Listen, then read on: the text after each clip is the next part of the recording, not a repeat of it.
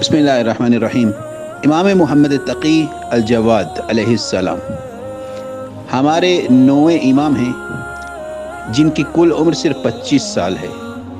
یہ وہ امام ہیں کہ جو کم عمری میں درجہ امامت پہ فائز ہوئے، یعنی جب آپ کی عمر صرف 7 سال تھی اس وقت امام درجہ امامت پہ فائز ہوئے، اور امام نے اپنی کم عمری کے باوجود اپنی امامت کو اپنے علم کے ذریعے سے منوایا۔ امام جواد علیہ السلام کے بہت سے خاص صحابی تھے۔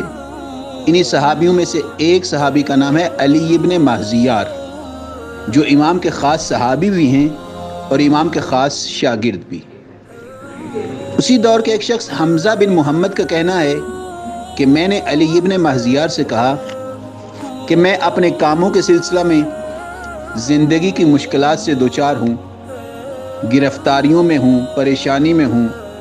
اپنے آقا امام جواد سے کہیں کہ مجھے کچھ سکھائیں، کچھ عمل بتائیں، کچھ وظیفہ بتائیں تاکہ میری مشکلات حل ہو جائیں۔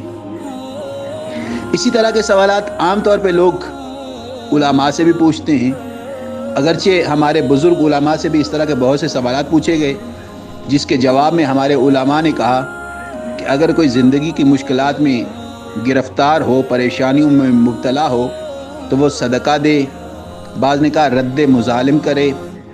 رد مظالم یعنی کچھ مال اس نیت سے دینا کہ اگر میرے ذمہ حق الناس میں سے کسی کا کوئی حق ہے تو وہ ادا ہو جائے۔ اور اسی سلسلہ میں بعض نے کہا کہ قربانی آدمی دے تو اس کی زندگی کی مشکلات حل ہوں گی، اور بعض نے ان تینوں چیزوں پہ صدقہ، رد مظالم کرنا اور قربانی دینا، اس پہ بہت زیادہ تاکید کی۔ جبکہ بعض علماء نے حدیث کسا کا عمل بھی بتایا ہے کہ زندگی میں مشکلات سے دوچار ہو جاؤ تو حدیث کسا پڑھو۔ لیکن جب علی ابن مہزیار سے حمزہ بن محمد نے کہا کہ اپنے امام سے پوچھ کے بتاؤ کہ میں زندگی کی مشکلات سے دوچار ہوں تو کیا کروں، تو امام جواد علیہ السلام نے اس کے جواب میں لکھا، علی ابن مہزیار سے کہا کہ اس آدمی سے کہو اگر تم زندگی کی مصیبتوں اور پریشانیوں میں مبتلا ہو تو یہ دعا پڑھو۔ کون سی دعا؟